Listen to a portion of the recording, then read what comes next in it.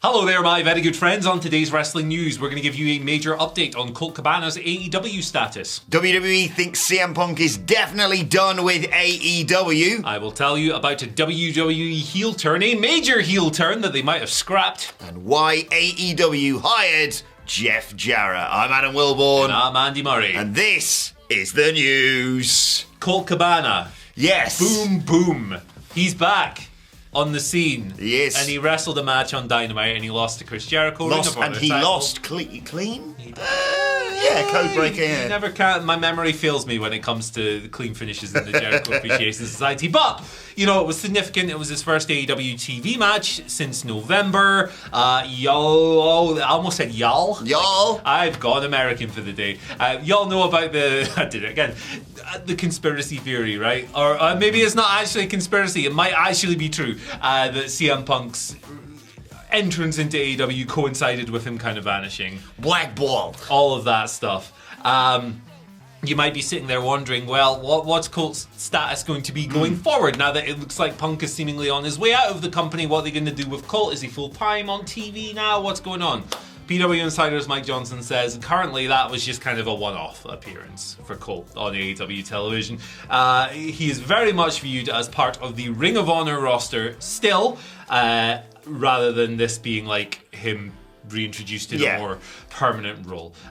So rather than all of that, it was seen as more of a former Ring of Honor name for Chris Jericho to beat rather than the signal of a full-time televised role.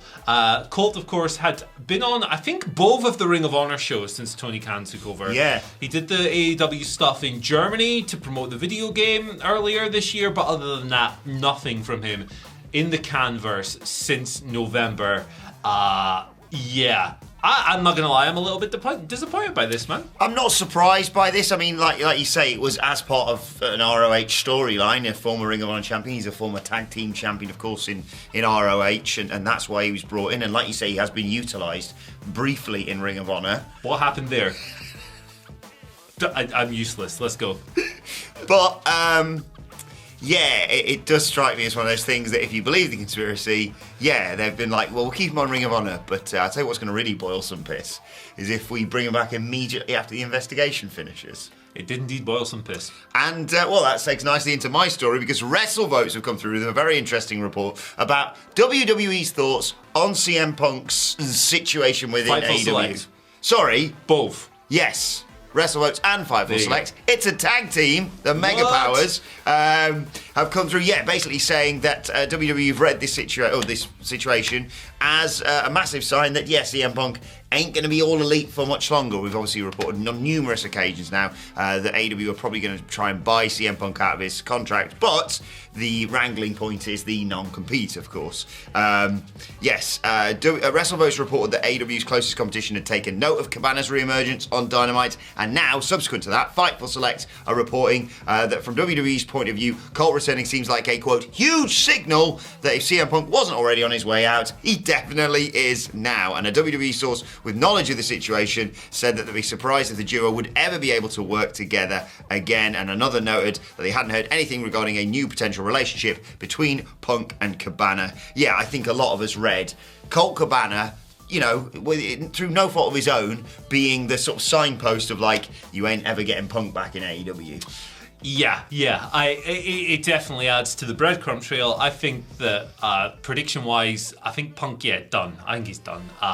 But he might still have the wrestling bug, as we report. Well, this is it. He might still want to work, but it's a really difficult scenario for him coming out of all this. I would love it if he found a place in wrestling. Like, as a fan, right, removing all of the backstage stuff, I would love it if he found a space somewhere because I love watching him. I love his work. I love this stage of his career. Greybeard Punk kind of rules.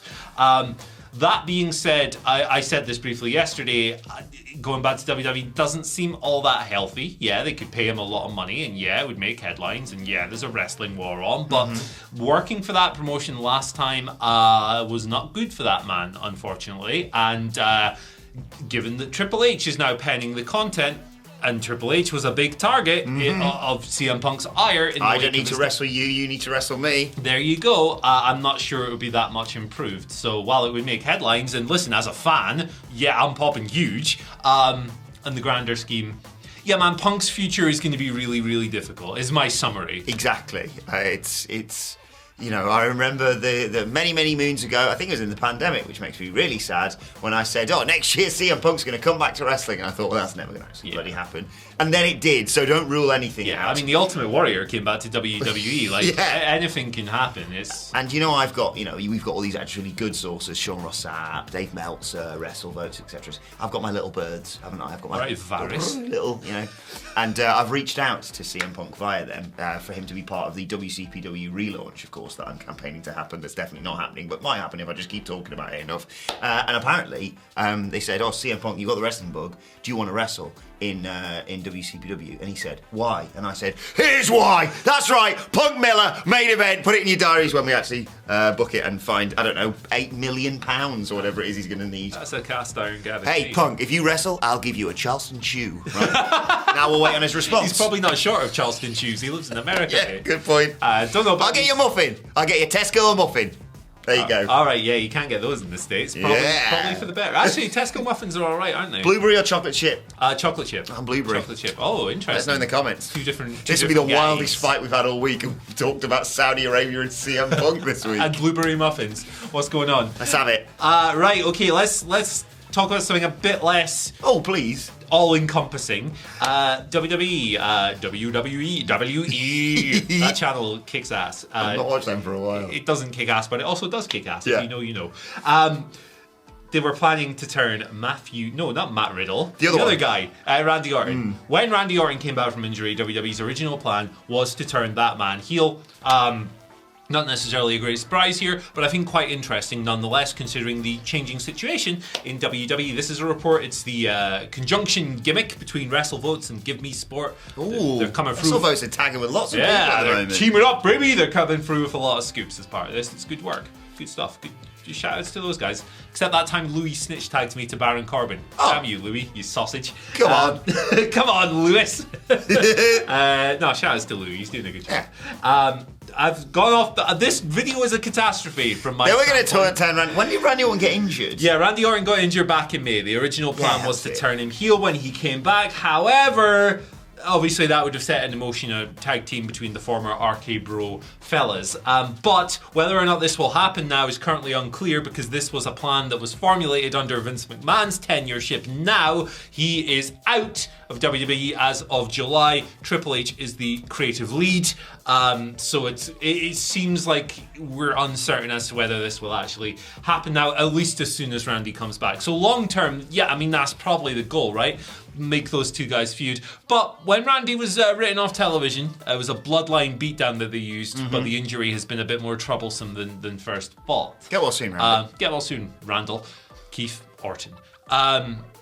I've lost my train of thought. I need more coffee. It's been Friday. It's Bad Friday today. They were still extremely over as the babyface act, absolutely. Right? And I think they still had a bit of ground to cover. Yeah, you forget now, with everyone, unsurprisingly, just adoring everything that I'm going to call him Sammy Uso. Sammy Uso does as part of the bloodline. The first half of this year, the most beloved thing in WWE was RK Bro, and we all could kind of see the heel turn coming.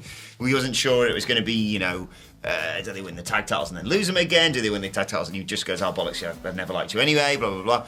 I think there is scope to pick up this storyline again. I think, unlike many things that were going on when Vince was in charge, it is something that you could potentially pick up with the new regime.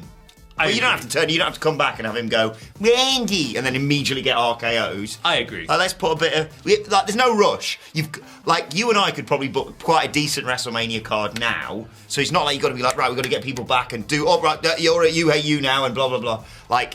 Just have the bloodline do everything. Yeah, that's my opinion. It's the best thing in wrestling. I mean, we are on Paul Heyman's payroll. Indeed. So. Thanks for the watch. Different payroll every week, baby. Rules. Actually, it's usually every hour. Yeah. It's crazy. But speaking on being on the payroll, someone who's been employed by AEW is Jeff Jarrett. Wow. There you go. And a bit of an update on this from PW Insider's Mike Johnson. Obviously, we saw him come in and just clobber Darby Allin, and I think that most of us could extrapolate from that. Hopefully, we're going to get a feud involving Jeff Jarrett, Jay Lethal, Darby Allin, and of course Sting, who I don't know how long you've been in this, Tony, but it was Cole Carter. Like, it was so obvious it wasn't Sting under the mask on Wednesday night. Tony, I think that was the point. When he goes to the opticians, do you think he just sees Sting going, Sting, Sting, Sting, Sting? No, they're letters, Tony. I think that was the point. Yeah, like, that people knew it was a bit crap, and they were like, Tony gets so confused about where one man. Oh, Sting there as well. Oh, Sting there. Idiot. I love you, really, Tony. Idiot. He hasn't paid us this week. Yeah, so fat I guess. prick. What? Is that what MJF calls him? I hope that's what I would MJF love calls him. to have Tony Khan's build. Yeah. Oh, I wait, meant Tony Schiavone. Oh. Why are we calling people idiots? I didn't do that. It was Love him. you, Tony. Schiavone, because you're just a lovely guy, and Tony Khan, because, Schiavone. you keep the lights on. You insulted Tony Schiavone is tantamount to, like, I'd rather you insult my father, to be honest. Tony Schiavone is Andy's father as well, I'm interestingly. going to take a hammer to your skull. What are we talking about? Jeff Jarrett, that's what we were talking about. Alligators. Yes. He has been brought in to help AEW with its international plans. TK is planning to go more Pitbull, Mr. Worldwide in 2023. Introducing The Undertaker. Yeah, they're gonna definitely bring an AEW pay-per-view to the United Kingdom next year. We've confirmed 100%. that. Yeah. And yeah, as I said, Jarrett's going to be working in a program with Sting, presumably alongside, as I said, Darby and Jay Lethal. Jarrett's Dynamite appearance was his first time on TBS, Andy. You wrote this, I don't know, I'm reading it to you like it's a big surprise. Since the 21st of March 2001 episode of WCW Thunder. Love that stat. I love stuff like that. It's really nice. It's just fun, isn't it? Like a bit trivia.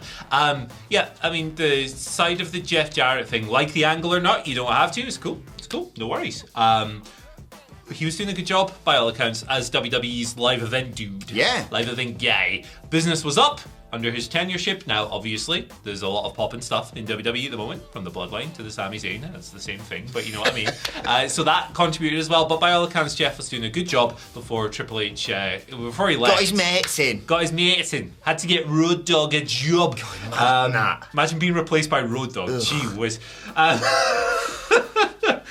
But yeah, I see the logic. Sorry, Andy, I can't come and do the news today, but I've got Road Dogg to replace me. Also, as Michael Hamflett rightly pointed out yesterday, Tony Khan needs to do fewer things. So this Yeah. I mean, it was bonkers Wednesday episode. Don't need much more of that. It was a fun ride. It was summer. It was certainly summer. But if I was going to watch that every week, I'd be exhausted. Oh my God. It was just boom, fireworks, popcorn. Do you reckon Tony Khan, because he's so right, was like, oh, quite a chilled episode, that. Yeah, oh. Nice and laid back.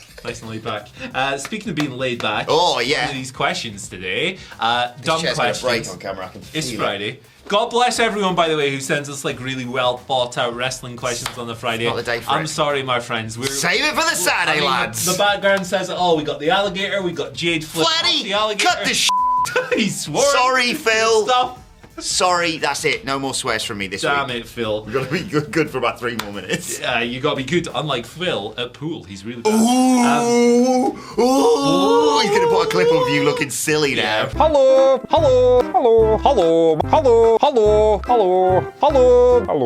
But the Boogeyman's been on. Boogeyman's on every week. Love the Look, I Boogeyman. don't make the rules, guys. I pick the 3 that make me laugh the most. And Boogeyman is really good at this. Interesting story. I tried to interview the Boogeyman at WrestleMania weekend, and I know it's not the actual Boogeyman, but I tried to interview him, and the amount he wanted to get paid for an interview, no thank you. Hey, we need to do, you know what we need to do? Like, do you know YouTube Shorts? Those kind of stories.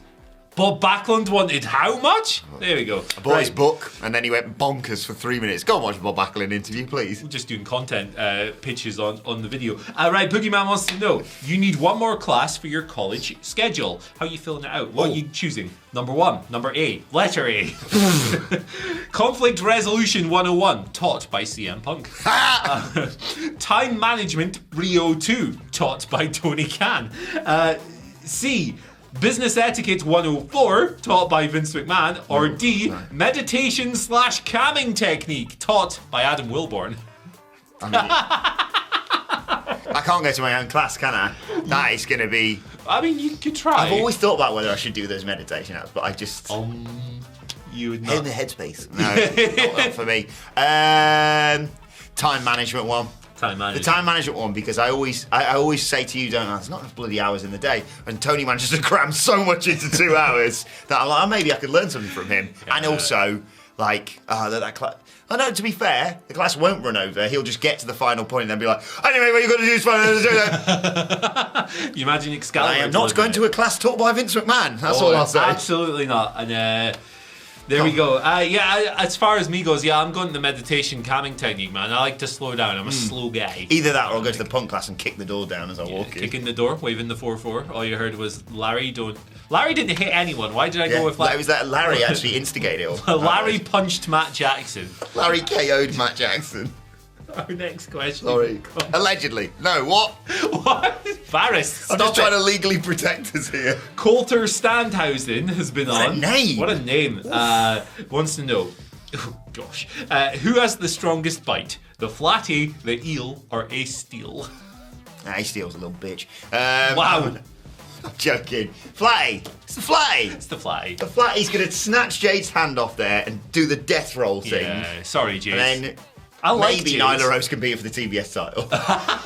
But it is the flatty, man. Like the eel's like a little, he nips you. No, the fact that I've literally put my hand inside the eel's mouth on these videos tells you I'm not that concerned. Yeah. And Ace Steel just had a bit of a nibble on Kenny Omega. Bite mark was there. That's the pretty difference. hefty bite mark. Bite mark was there on Kenny for like a week, but I mean the flatty's bite mark is you have no arm. Yes, anymore. exactly. The thing about alligators though is that you know how you often see them with like the tape around their snoot when people try to handle them. They've not got much strength when they're going like that. Oh. Right? So the trick to beat an alligator is it's so easy. Yes. It's so easy, guys. You just hold his mouth shut. It's no problem. So there you go. That's how you. Don't try that at home. Or just don't go near him. Yeah. If you live in Florida, especially because they've got like one every centimeter, don't do that. That's bad advice. Right, our final question today. Next WhatCulture international thing where you and I go into a crocodile park, I reckon. Oh, we could go to Gatorland. Next time Mania's in Florida, we're going to Gatorland, baby. I've been there. It's gloriously crap. Is that the pamphlet you've got as well? It's on the wall. It's literally on the wall in our house. I love Florida. It's weird. It's great. Jay Phil has been on asking, first of all, here's the eel's brother, the electric eel. Look at the state of that. Oh, wow. Look at that. That's a great bit of work. Absolutely well done, Jay tremendous. Phil. I love it. If you could pick one wrestling finisher to make your other news partner take, what would it be? I'm going to say for you, the Canadian Destroyer, because that requires a bit of a flip. So I've got to go like that and then jump backwards, yes? I want to see you do a flip, basically. What finisher could you take? I could take anything. I'm solid. Well, yeah. What would I finish? Would I like to see you take? Burning Hammer. Ganzo Bomb. Stan Hansen Lariat. I think every single person I'd love to see eat an F5. Like the rotation. Yeah. I don't want to hurt you, but it would be funny to see you. The thing about that is that it's Brock Lesnar's move, obviously, but and Brock Lesnar's a really good wrestler, but if it was a shoot, Brock Lesnar wouldn't stand a chance against Andy Murray. So I'm applying Bobby Fish technique there. So there you go, folks. Where is the lie? Move on to today's time finally, please. Because we've done this quite a lot recently, but he deserves another mention. Andrew Pollard, the guy who looks after the news on Sunday here, top bloke. It's a shame we don't have him in the office anymore, or anytime. But are we going to get him for the Christmas party? Brother!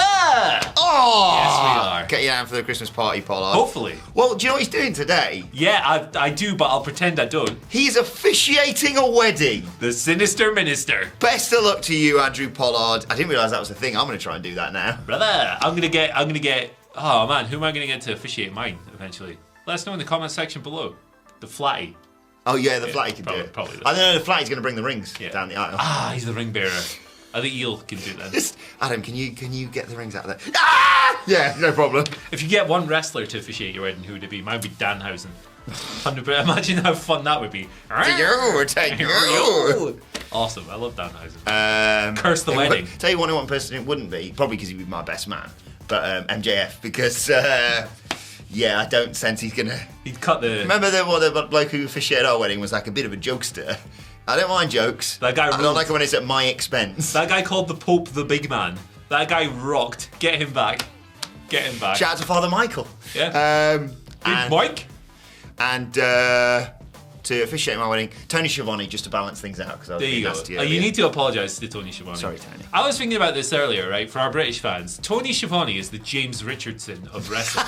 Yes. Because James Richardson's been doing it for like 30 years as well, and he's still the nicest, most charming, best, warmest guy. How have you not become disillusioned in all this? He makes lovely puns about pastries and stuff. is great. Shout outs to James Richardson. And Shout outs to Football Italia. And shout out to Cultured Left Peg, Andrew Pollard, at Cultured Left Peg on Twitter. Go and wish him well. Officiating a wedding today. Keep us posted. In fact, he'll probably give us an update on it. I don't know if he's working, but I'm saying it now. On the news on Sunday, hopefully. You know who would appreciate us shouting out James Richardson? Andrew Pollard.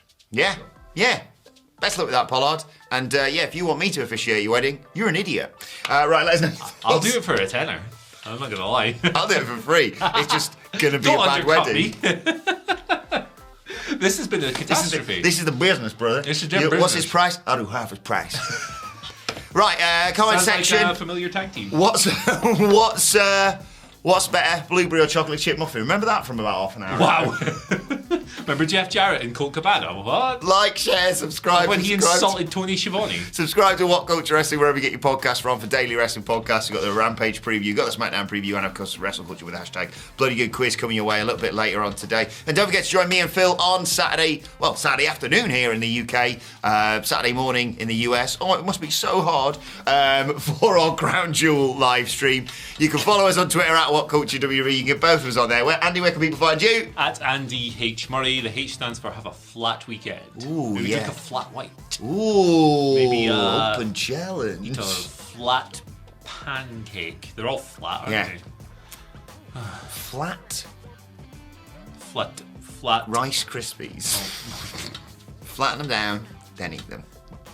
Adam Wilborn on Twitter. It's been a long week. At WhatCultureWE for all of us. My thanks to Andy, to the Flatty, to Jake Cargill. Thank you for joining us. Best luck to Andrew Pollard, and we will see you soon.